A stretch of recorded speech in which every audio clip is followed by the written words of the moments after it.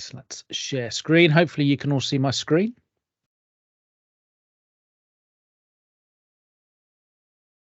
Yeah, we do. Brilliant. Right. So good afternoon, everybody. This is the third in our series now of kind of introduction to S1000D presentations. And again, as I've said with the last couple of weeks, you know, we're going to touch on some topics today over the next hour or so. But it really is a kind of a light touch to kind of give you points to consider, things that you need to think about if you're starting out in.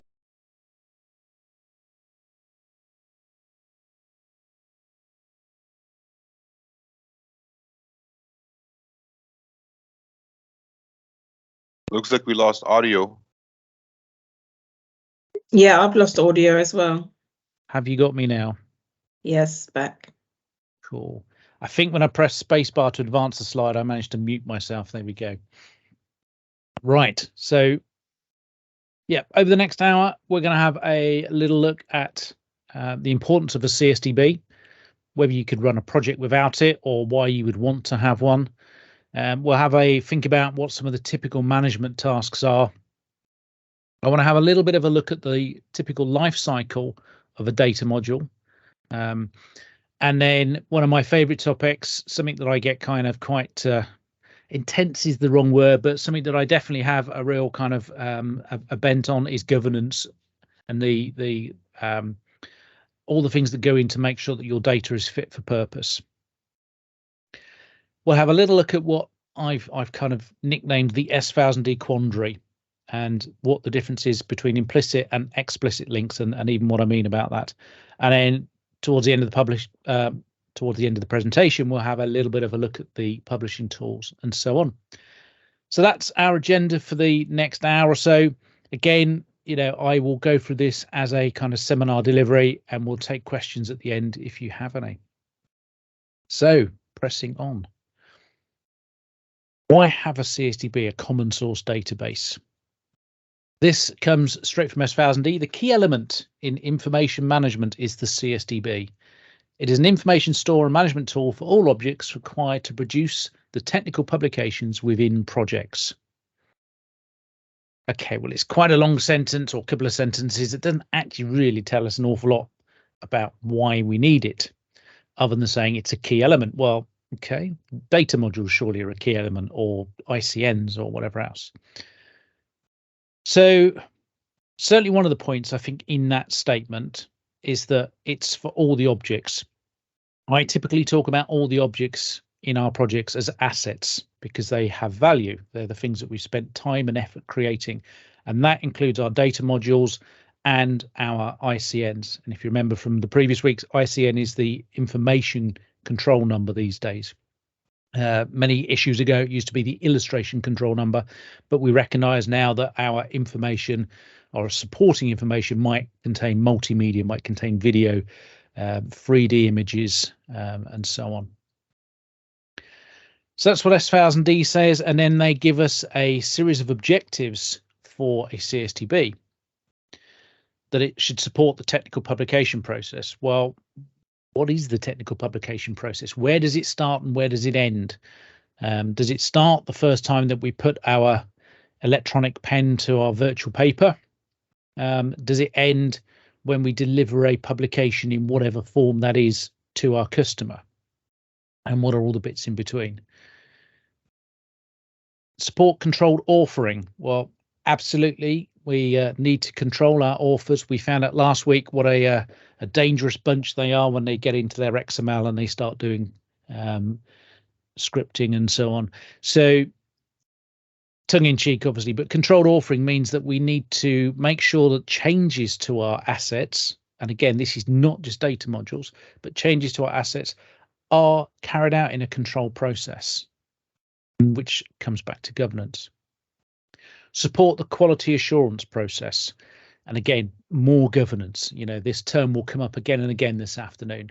But S1000D does give us some basic tools to have a couple of verification states, and we'll look at those and what they mean and how we might use them. And some of these things are very much project decisions. One of the objectives is to support data exchange with partners, suppliers, and customers. So if people are supplying information to you, how does that work with your CSDB? If you're supplying information to someone else, whether that's a top tier customer or whether it's actually an end user customer. And then finally, support the delivery of technical publications themselves. And we'll have a little bit of a think about at the end what actually comprises a delivery. So what might a CSDB look like? During the afternoon, I'm going to jump in and out of the one that we provide here at Mecon. This is not the be all and end all of CSDBs. We have built this and targeted this to be as user friendly as possible, as kind of a lightweight, does the functionality that you need from a CSDB, but without being overly complex. This was all kind of driven very much from a user perspective, both as a TechPubs manager and a TechPubs author.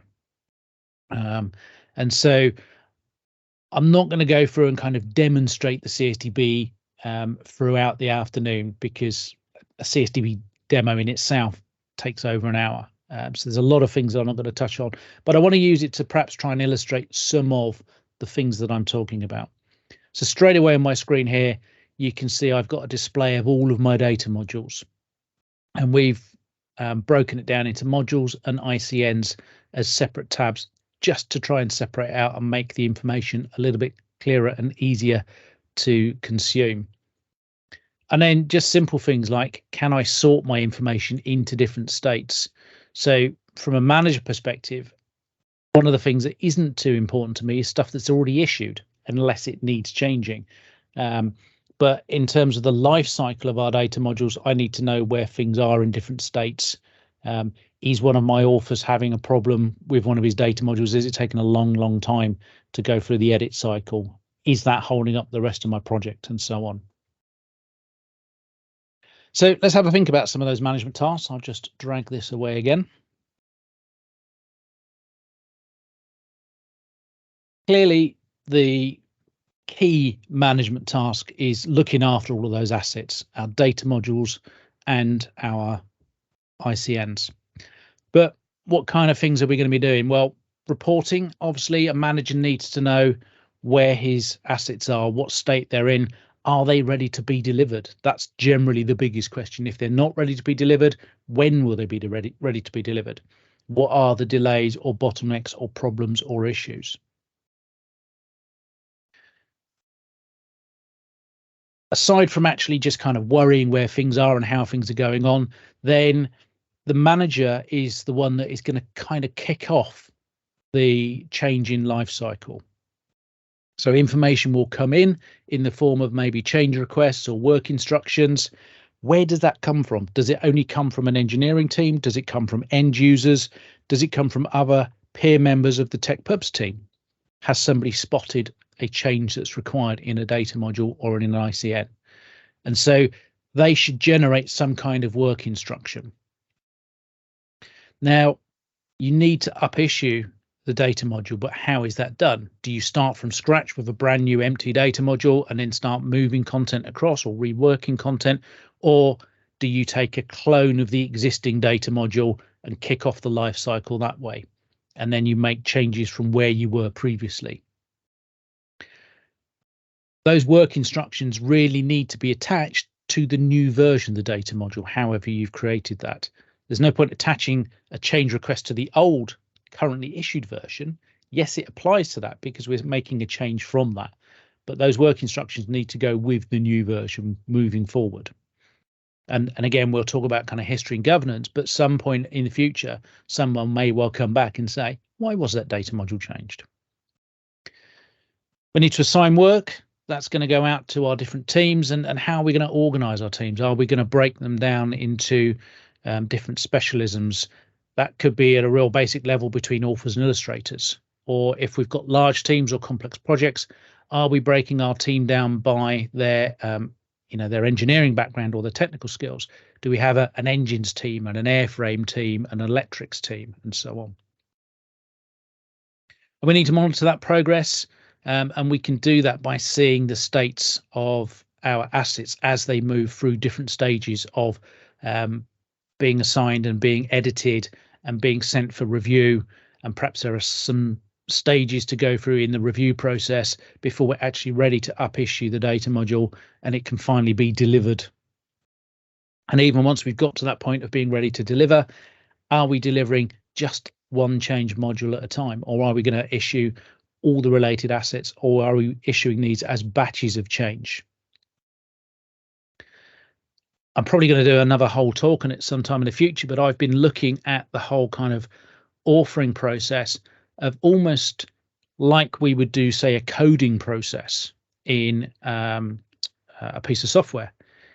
In agile terms, you have a sprint, which is a whole series of different changes that go to make up a new issue for your software. So you could consider that as a change to your publication. And then, sorry, that's an epic, getting the wrong terms here.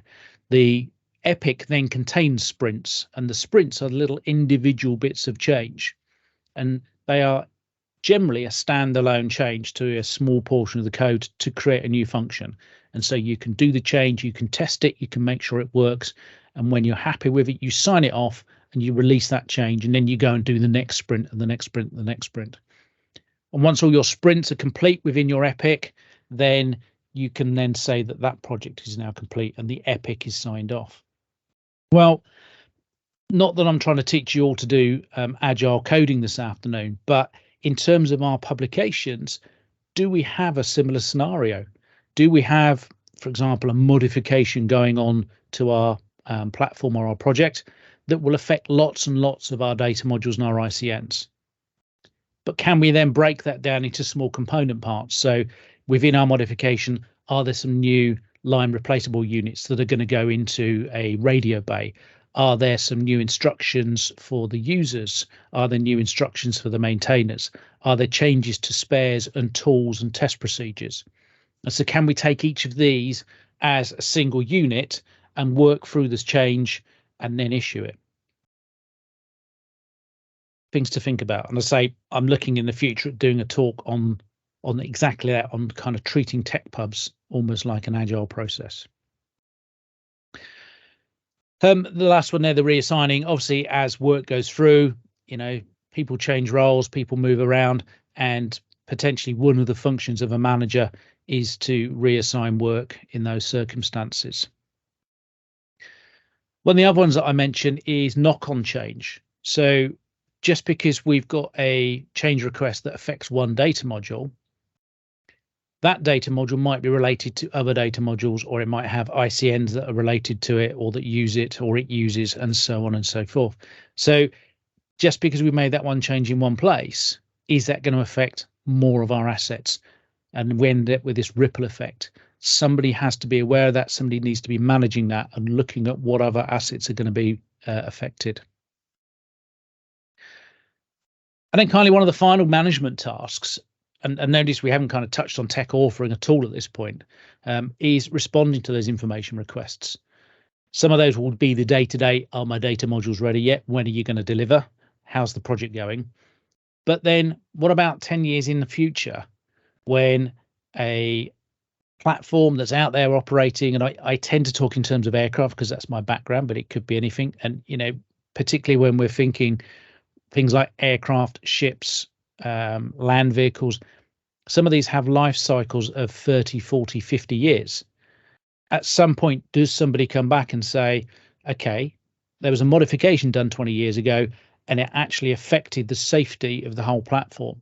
How did that modification get through? Where is the information that required it, that did the changes, that updated the documentation? And can we still provide that?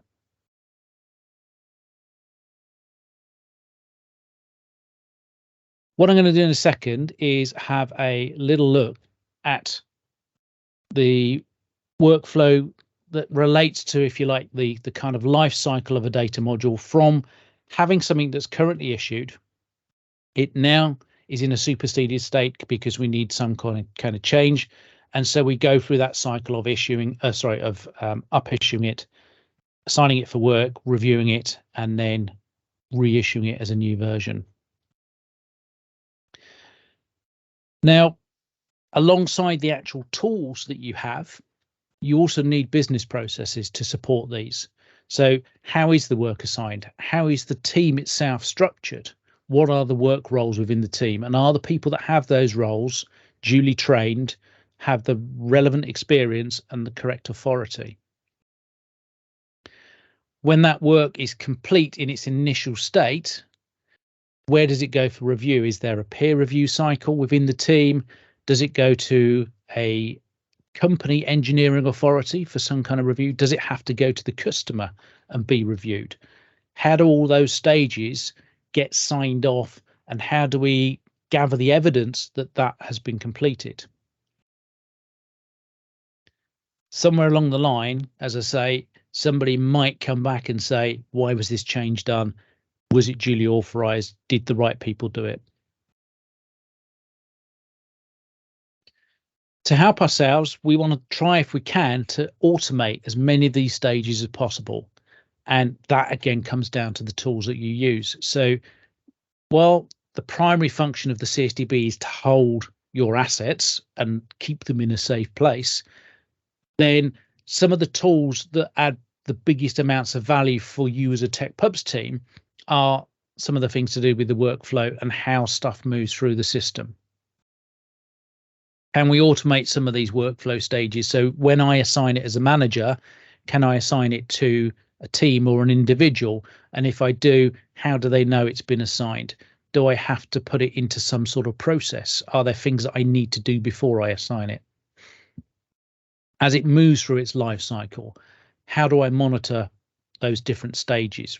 Can I see where there are things that are causing problems? Can I reassign if I need to? You know, if my tech author's gone off long-term leave for some reason, can I easily reassign that work to somebody else? Troubleshoot early. You know, anytime that we've got a work situation and problems are brewing, the earlier we find the problem, the smaller that problem is and the easier it is to deal with. So I'm just going to throw a diagram up on the screen. Now, that's a bit of a monster. Don't panic. I'm going to break that down into sections in a minute. This is kind of a really simplistic workflow of the life cycle of an S1000D data module or an ICN, but I've kind of concentrated on the data module side as that's slightly more complicated. So what I've got in broad terms is the manager work at the top there in blue, the author work in green in the middle, and then the kind of review stage down at the bottom in red. So let's have a look for each of those. So from a manager point of view, I've got my issued data module. That's my previous latest issue. Some kind of information comes in and it says to me, right, I now need to update this data module. So what we do is we select obviously the assets that you need to work on, and it might be that I'm selecting several all at the same time because the piece of work is going to affect more than one asset. I want some way that I can check for related items. So again, I might be updating a data module for a new change, but is that going to have this knock-on effect on other ICNs, on other data modules? And so I want an easy way to go and check for those. Once I'm happy on the scope of the work, I then need to raise the issue.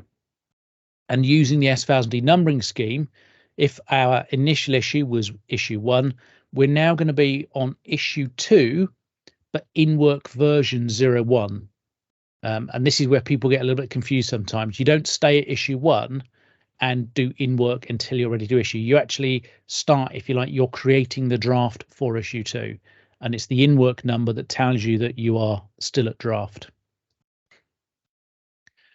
I then add any attachments, those work instructions, maybe there's some new design information that's come out of engineering.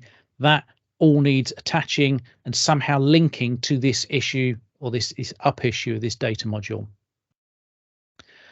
And finally, for me as a manager, really all I need to do then is assign it to the appropriate author, illustrator, team, whatever it happens to be, and then sit back and monitor. And obviously the monitoring bit is important.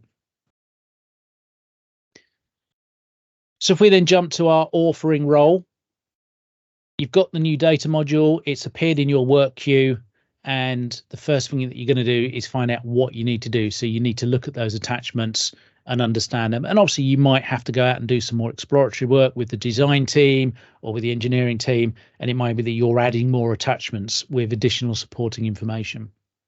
It might be as well that you find that there's going to be a knock-on effect in other data modules, and so you might want to go back and speak to your manager about other up issues that are going to be required. Once you're happy, you understand what the requirement is, then you check out that data module. And we have this generally across S1000D, this kind of system of checking things out, so that as the author, you take ownership of that asset for the period that it's in your care and your editing. Once it's checked out to you, then no one else in the system should be editing it and making changes to it, because you in effect hold the master copy. So you can get on, you can do your editing. Ideally, there's some kind of cycle of saving and being able to retrieve latest versions. The last thing you want to do is spend 2 weeks doing editing and then have a system crash and then lose all that work you've done. So if there's a regular save back into the CSDB and the option to get that latest version, that's kind of your backup life cycle as well.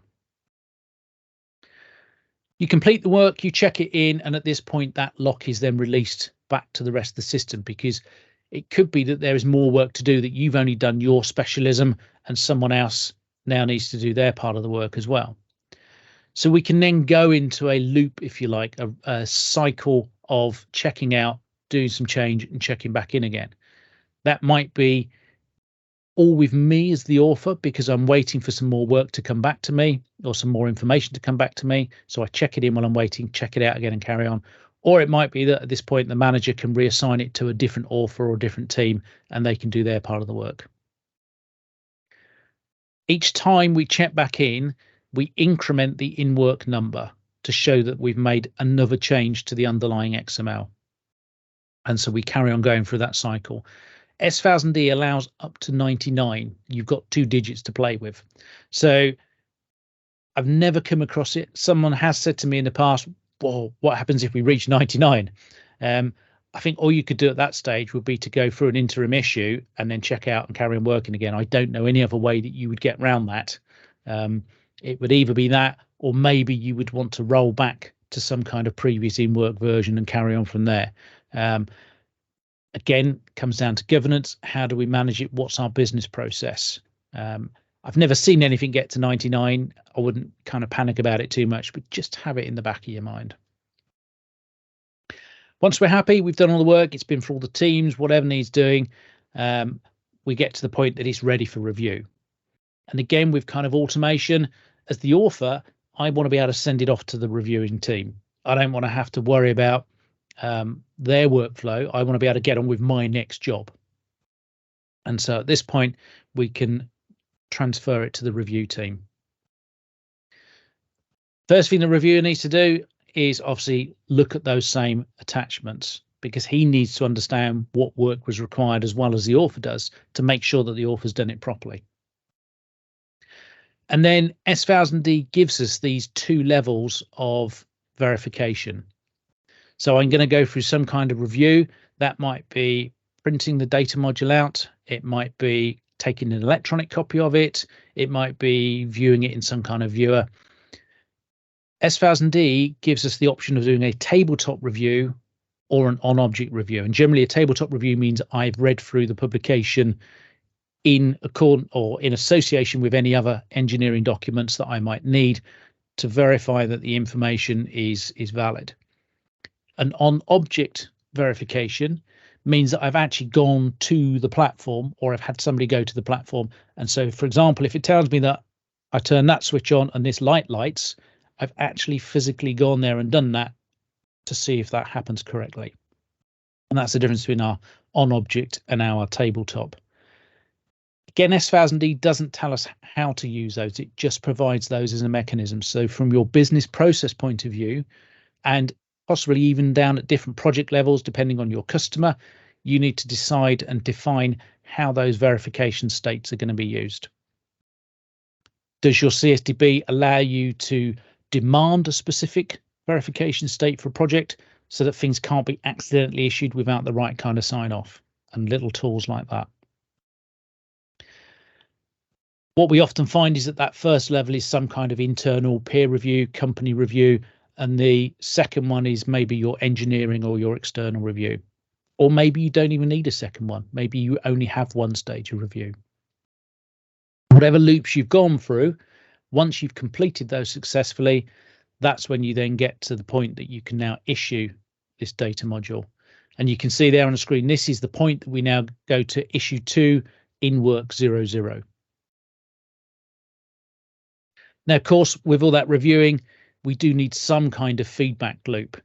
And so we need rework stages where if there are corrections that need to be made, or possibly even further changes come in before the thing is issued, you want to be able to send it back for review. So in an ideal world, it would probably go back to the same author that did the previous change, because then they're already familiar with the task. It might be that the authoring was done so badly that you actually want to send it to a different author. So is there a system that when it's sent back for review, it can be reassigned to somebody else? Or maybe it was just done by the wrong team in the first place, and so it now needs assigning to a different team. However it happens, again, that kind of workflow stage needs to take it from its approval state. And if we've already started setting verification, it might be that I've gone from my internal review, I've set the first level verification as satisfactory, but my customers rejected it. So not only does it need to go back to the author, but we now, because we're going to make further change, we have to reset all of that QA information back to unverified. It doesn't matter that it already passed first verification, because we're now going to make another change, and that further change may break something that was previously verified. And you can't scrimp on these steps. And that's kind of one of the big things with our governance picture. Obviously, once you've gone through and you've issued, then that data module is now available for publication. However you're going to do that, whether it's some kind of data module export, or whether it's going into a publication, an IETP or whatever. And we'll talk about that more in a minute. So on our governance, just a little word about that. It comes in 2 steps. The first side is, are we actually meeting the safety case requirements? And there's probably way more than I've put down here, but I've just kind of given you some bullet points to think about. So competency, do we have duly competent people making change and deciding even whether change is allowed or correct? Because it might be that the change request has just come from an end user and he doesn't like the way that something's written in the manual and he thinks it should be changed. Well, that may not be a valid change. Whereas if it's come from an end user and he say, actually, we can no longer get hold of these tools, we are having to use an alternate part, something needs to go through the engineering team to say, oh, actually, yes, these tools need replacing. And that then has a knock-on effect in the publications. And where does that authority lie? Does that lie with the TechPubs team? Does it lie with an engineering body?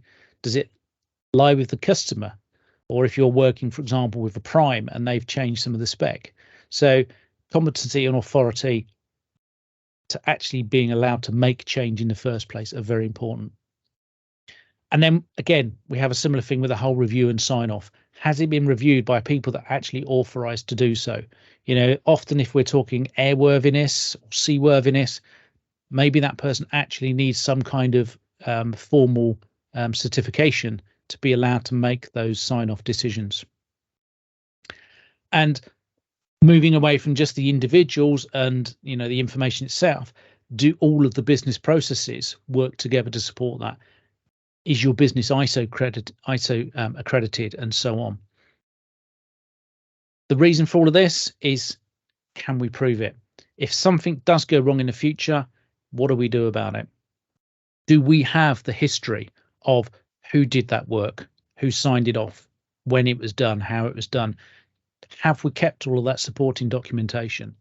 The bottom line is, if something does go wrong down the line, would we survive an audit? Can we sit there and say that with all the information that we had from all the proper authorities that was duly signed off, we met the safety case?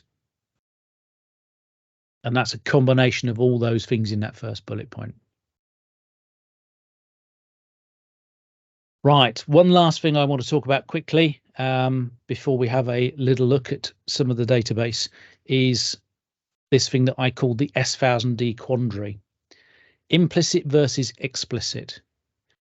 S1000D will allow you to reference between assets, so from a data module to an ICN or from an ICN to a data module, or for example, in a publication module, you can reference just using the data module code. Or you can reference using the data module code and a specific issue number and even a specific language version. Now, the difference is with an implicit link, you just reference the data module code. And that means that if things change in the future, if you issue a new version of the data module, or a good example is perhaps, a common repository. You've got a common repository full of tools or spares, and you've got links between that and your data module. So if one of those tools or spares gets updated by the engineering team, will that automatically update your content in your CSDB? And potentially, yes, it can. So you have this flexibility and you have these automatic connections. It's always going to pick the latest issue of your data module, for example, if you're publishing from a publication module. But, and here's the quandary point, is you could be now republishing something that in effect has changed, but nobody actually has signed off. So I might have a publication module that looks at a whole bunch of data modules, and that version of the manual is, let's say it's version 1. Now, if I've used implicit links to all the data modules that are contained within it, somebody can sit and update those data modules. They can be duly signed off and everything else. But that publication will now use those new data modules. And has somebody actually reviewed the entire publication to see whether there is an impact of the change, that maybe something that was previously referenced is now no longer referenced because the data module has been removed or replaced? Has a previous tool been changed and therefore actually it's given you a different problem that nobody's anticipated? So why don't we do explicit links? Why don't we always point to a specific version, a specific point in time, if you like, of when a data module was issued and its content? And that is the safe case, if you like. But on the flip side, those links are easily broken, because if I update the data module, I've now got to go back to all the things that targeted it and update those as well, or else those links are broken. And ripple change. If I've updated one data module that causes a change in another one, I then have to update that one, which causes a further change, and so on and so on and so on. There is no perfect answer on this. The safety case says that the easy answer from a safety perspective is explicit links.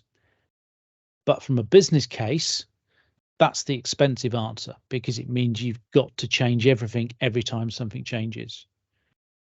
So is there a balance point in the middle? And if so, how do you come to that balance point? And I don't have an easy answer for that, because every project is different. And some of this will depend on who is making the change that causes this change in link. If, for example, my common repositories of tools and warnings and spares and what have you maybe come from some sort of LSAR database, if they're making the change, does that automatically update the tech pubs? And if so, do they have authority to do that? Or does it still need to be reviewed by the tech pubs manager or a tech pubs author or the tech pub review team? And the business has to work out where that authority lays. Right, let's have a little look at some of this in the database then. We're going to cover publishing at the end, but I'll come back to that. I've only got a couple of slides on publishing. So for those of you familiar with S1000D, I'm using the bike pack data just for demo purposes. This is the stuff that S1000D pushes out. You can see straight away here on my manager panel that I've grouped by my status, and so I can see the different status of my different data modules. And I've got various options here. I have various different workspaces that I can load and save so that I can capture different views, and I can use that to drive my reporting. So I've got an option in here to export this to Excel. So I could set up various different filters. I could choose the columns I want to display, filter it against the information that I want, and then just run that as a export to Excel. And that will give me a report on kind of any aspect on the project I want. Some of the things we've built in here to help the managers, and some of the stuff I'm showing you today is actually beta versions. For example, my online column isn't working. This should at least show that I'm online at the moment, and it's giving me zeros. But I say we're kind of late beta on this stuff, and this will be out in a few weeks' time. So in my project progress, I've got a simple graph of what status all my different data modules are. It tells me how many modules and how many ICNs I've got, and I've got a count of both the current ones, i.e. the currently issued status, but also the total modules. And one of the ideas of S1000D is that you never delete old issues. It may be that you want to offline them, but in general, to be honest, XML is so small that we don't tend to have projects with storage issues. And we've got some filtering tools, so I can show the old issues, or I can just show the latest issues if I want on my dashboard. We've got an in-work time remaining. Now this, again, it entirely depends how the business wants to run this, but we've got a facility here where the authors can make an estimate of how much time they've got remaining to work on a data module. And so the manager can use this to say, or to see how much time is left in the project, give him an idea of using and targeting his resources. And obviously, if you're managing several different projects at the same time, then that can be a really useful tool of where you allocate your team against your deadlines and your delivery dates.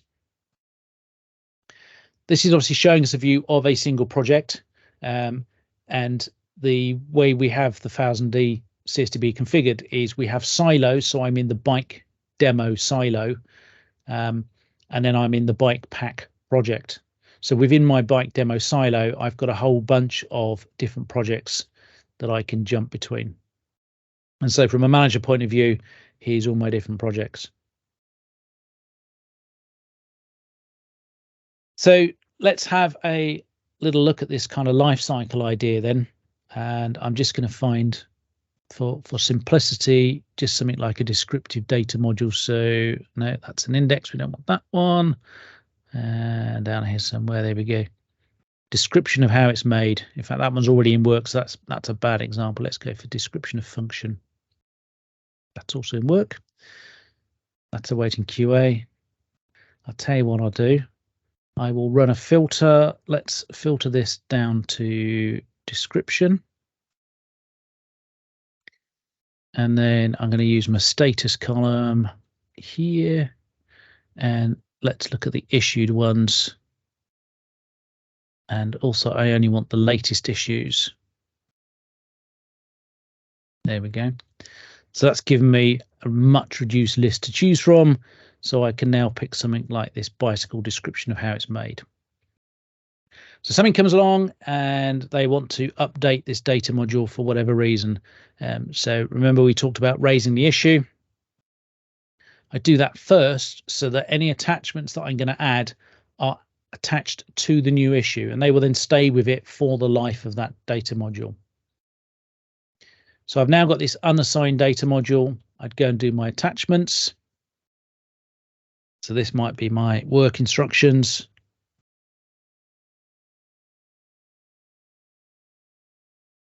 And basically, we can attach anything here. If it's a Windows file, we can attach it, and it's then stored in the database with its parent asset.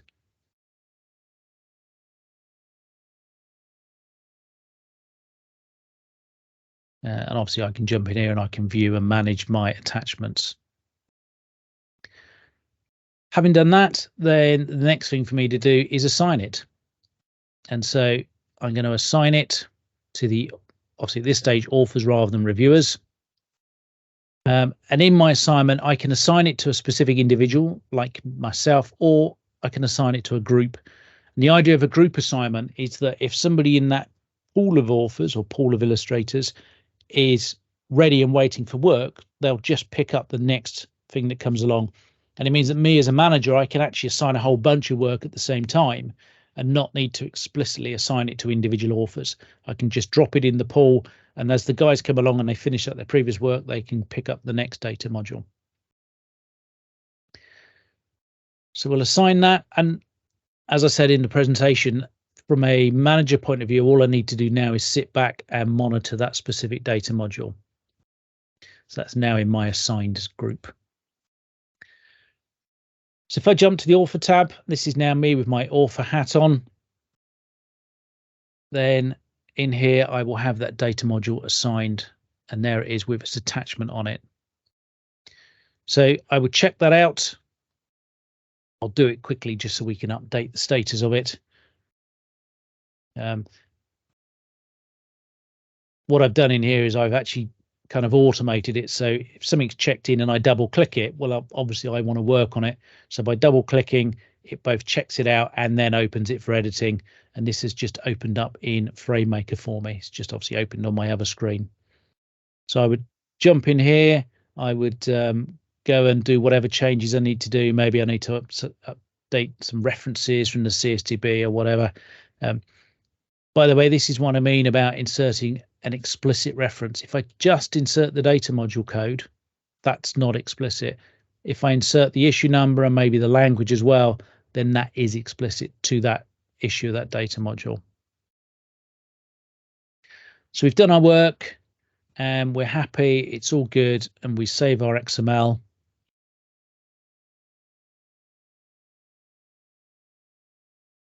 And then we're ready to check it back in. So this is the point where I can go and set my estimate of completion and I can estimate my time remaining. Now, obviously, if I've completed this 100%, I'm going to have a 0 in there, but maybe I've only done part of the work and then I can set a time remaining, and then that's going to clue my manager in as to what additional resource he needs. So I can validate and I can Brex check, and we can make these forced so that the author has to validate and has to Brex check. Kind of depends on the maturity of your project and the quality of your data. What I typically find with these is that in the early days when data is coming into the CSDB and the data quality might be suspect, they may be better left at optional. And so we potentially have data in the CSDB that isn't 100% validated or 100% Brex compliant, but we can gradually work on that and filter that out. And when we get to a sufficiently high standard in the project that we think this is all good, we could turn on forced checking. And so that way, anything further that comes into the CSDB in the future will always have to go through validation and Brex checking. So I perform my check. And okay, I've got a couple of green ticks. If I had any errors, then I would just view the message and it would tell me what it had failed on, and I could go back and work on it. So we're all good. And I check it back in. Now, obviously, note on my author panel here that I'm only seeing a small subset of data modules. So these are things that are assigned to me or assigned to my, actually, these are all assigned to me, but they would be assigned to me or assigned to my team. Likewise, I've got an ICN grid, and there's only one in there, and I've got a view grid. And because in my normal working grid, I can't see the rest of the project. Remember, if I'm not a manager, I can't see that tab. Then this gives me a read-only view of the rest of the project. So if I need to go and cross-refer to something, look something up, I can do that. All that's left for me as an author then is to submit for review.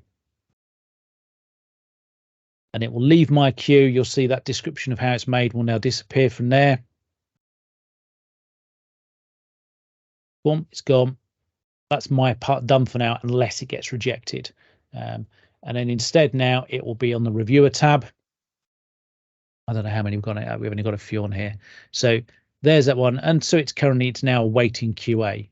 And obviously on my manager tab, that status again would have changed. He could now see that it's awaiting QA. So again, I'd go and look at the attachments. I've got the option to, I'm just going to see what my viewer is set at the moment. Okay, so I'm set at HTML preview. We've got a couple of options. You can preview it actually in the editor if you want to. You can preview it on just a quick HTML pop-up, which I'll show you, or you can generate a PDF of the data module. So for example, if you wanted to do your QA by actually marking up the PDF, you can do that and it gets attached automatically. So let's just have a look at that in the viewer. So there's my data module. It's on my front matter, and there wasn't a lot of content in here, but you can see there's my new cross-reference that I added. So I go through the review. I start the review process. Of course, you've got to imagine throughout this talk that I'm different people in each of these roles. It's my schizophrenia coming to the fore for you. So I go through the review process. If I'm happy, I can submit for approval.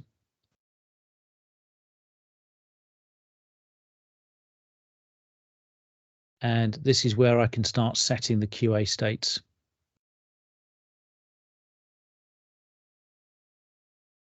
So maybe at this point we've done our first verification. So I've read through the publication. I've looked at the supporting documents. I'm happy. I've done my tabletop review. Might be at this stage I then export that data module. I send it off to an external source and let them do a review as well. Or it could be that I produce a PDF for comment and I can send them the PDF. So I don't actually send them the physical XML data module, but I could send them the PDF printed version of the data module to do their review. Now, if they come back and they're not happy, we can go around that rework loop. And we've got the idea, if you want, of having rework templates. These are just standard rich text documents that you can load yourself into the system. So if you've got specific paperwork or forms that you have to fill out as part of your review process, again, remembering that evidence that we're trying to capture, then you would jump in and you would start filling in the document. If I assign that, that will go back to the author that did the work automatically. If I wanted it assigned to somebody different, in our case, I'd still assign it and I'd just say to the manager, actually, can you assign that to a different author? But today, assuming we're all happy, I want to get ready to get this issued. Now you can see at the moment my issue is locked. I've got to have a certain QA state. And if I remember rightly, I think it's on object for my second level verification.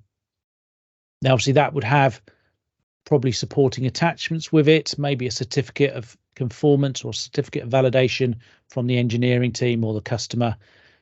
Now that I've got the right type of QA signed off, now I can go to issued. And again, that will disappear from my review queue because it's no longer needs for me to worry about it. Likewise, if I sent it back for further work, it would disappear from my review queue until the author had finished and sent it back to me again. So we try and keep this as clean and as simple as possible, so that guys know what they're actually needing to work on. And that's just about it for the life cycle. How are we doing for time? We're looking good. So again, that issue data module, there it is. There's a description of how it's made. I can see the full history of everything that happened to it. If I just make that a bit wider. So it was created when I up issued it. It was assigned specifically to me as a user. I checked it out. I obviously did some work and checked it back in, and that made it in work 01 at that point. Then went for review. The review was assigned to me. It went for approval. We then had a QA state of tabletop. We then had the second level verification of on object, and it was issued. And actually, if I pin that open, at each of these stages, I can actually go and view that previous stage if I need to, so I can see what changed between different versions. And actually on the author panel, before it's obviously now this is issued, so that I can't change this anyway. But on the author panel, I can actually roll back to previous in-work versions if I need to. So maybe I've done a bit of work and then I decide actually that modification's not going to go on the project after all. I could roll back to a previous issue. Likewise, that bit we talked about at the beginning with the manager, related items are very important. Oops, sorry, that was the attachments. So on the related items here, I can see any referenced items. That issue 10 there, that's the one that I just added as part of that little edit. And then the 22 is actually the Brex file, and the 00W is actually the applicability file.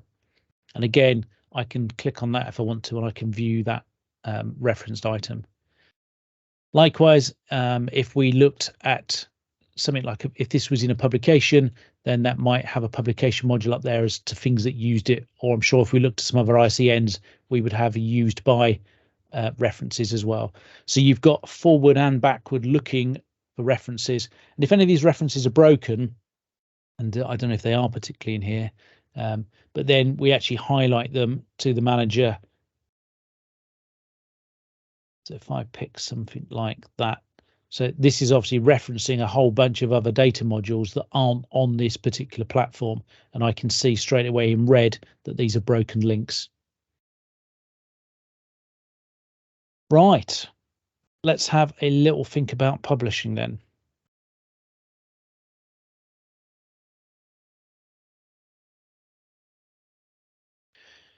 First question I say to anybody about publishing, and this is the most important question of all, what does the customer want? Okay, there's no point you making the best IETP in the world if all the customer wants is a paper loose leaf manual. If you want a paper loose leaf manual, then you need some kind of book build solution. So there's kind of 4 levels of what may be delivered. They might just want the assets. So the whole contract is to deliver their data modules, their ICNs. That should be delivered from an S1000D point of view with a data dispatch note. And all the data dispatch note is the point in time delivery note, if you like, of all the contents in that dispatch of what data modules, what ICNs, and importantly, what their status was at the time, i.e. what was the issue and in-work number for each of those. The next stage up is print or, maybe electronic PDF, but a page-based publication. So if you're going to do that, you're probably going to need some kind of book build tool, and you'll usually do that from a publication module. So the publication module is your catalog of all the data modules that are going to go into the book. There are systems out there. Our old system before publication modules were a thing. In effect, we manually had to create that catalog of the data modules that would go into your publication, and you had to provide front covers and indexes and so on because they weren't in S1000D. Obviously, S1000D has come a long way since then, and so now we can publish straight to a publication module with your front cover, with all your indexes auto-generated and your highlights and your list of acronyms and so on. Our PDF, I think, actually classes as a class 2 item. So if you look on the scale of things that are considered to be an electronic manual, because we're hyperlinked and because you can use all the bookmarks and so on. Next level then is an IETP, and we have different classes of IETP. Like I say, all the way down from kind of a PDF page turner all the way up to something that pretty much is running a database in the background that has lots of different links and checks and so on in it, and can deliver the content to various different platforms. You might be viewing it on a tablet or on a desktop, and the IETP will take care of all those format changes for you. There's normally some kind of builder that will pull in your data modules and ICNs in the first place so that it can build those indexes and build that interaction. Sometimes that's still done via a publication module, and you use the publication module if you like to build your indexing structure or your table of content structure. It might be done from a DDN because you've delivered the data modules, or it might simply be a case of pointing it at a folder in your file system and saying, right, all the stuff in there, I want to be in my IETP. Different, as I say, different IETPs, different functionality. And then the highest level, and this isn't used an awful lot, sadly, with aerospace and defense publications at the moment. I think things are starting to change, but that's delivery direct from your CSDB. If you've got duly signed off, duly issued, duly published data modules and ICNs, is there any reason why you should have to wait until the entire publication is complete to then offline it, put it into some kind of IETP, even if that IETP is then put back online? It's kind of pointless step, really. Whereas actually, if you can publish on demand from some kind of live CSDB system, then it means that your users and consumers of your data, and this is more the case for end users, obviously, than if you're delivering, for example, to a prime or whatever. But they can consume directly from the CSDB, and therefore they have the latest information as soon as it's been published. We have a system on our DITA side of the house at the moment, and so we're kind of looking at ways that we can leverage that system. It actually is the same back-end technology as our CSDB. It's just that they have a front-end delivery platform, which is literally documents on demand. And we're looking to see how we can leverage that for S1000D use as well. So on the publishing side, again, let's jump back to the CSDB. We've built into this the book build functionality.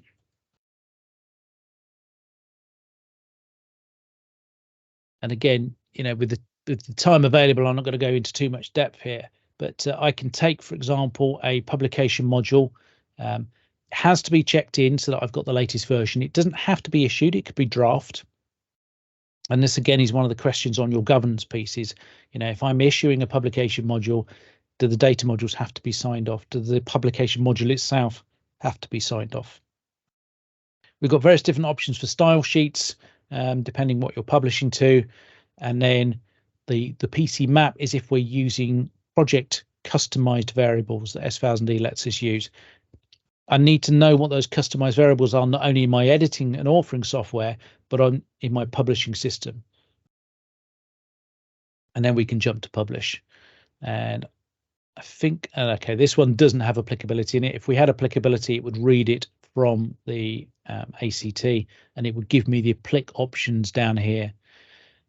I have a whole load of options, again, on how the book is built, how it's formatted, whether we auto-generate some of the contents from the publication module or from the data modules themselves, whether we generate various different tables and so on in the front matter, and finally, some kind of tools for actually what we print, what PDF bookmarks we generate, and so on. If I was producing this because it was going to go to a commercial press and be printed as loose leaf, then actually I would turn off my hyperlink color, because the last thing I want is blue hyperlinks printed on a page that it's physical paper. It doesn't have hyperlinks. So if I hit process on that, what will now happen is that now goes back into the CSDB, and it starts pulling out those ICNs that are, pulling out those assets that are listed in the publication module. And it goes through and it's looking at the cross references. Lots of the data modules will have the same cross reference in there. So it's got to make those unique. It's got to work out whether cross references are within sections according to the publication module, whether they're between different sections, whether they're in the same data module, and it will create the cross references accordingly. Because this is running on our demo and trial server, is actually running, as you can see there, in evaluation mode. So we'll have a nice evaluation watermark on here. But that's the build complete. It's just asking me where I want to save the data module. And there we go. This one doesn't have a front cover in it, so we go straight into our list of contents. But if I zoom out, we've just built a 92-page book there while I was chatting, and you can see that we've got all the hyperlinks, and we've got our images, we've got our, in this case, we've got some nicely formatted true challenge and response drills, and so on and so on. So again, I'm not going to go through into too much detail on the actual contents of that book.